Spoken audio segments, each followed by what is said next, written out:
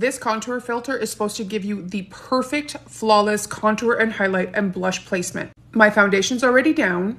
We're gonna trust the process.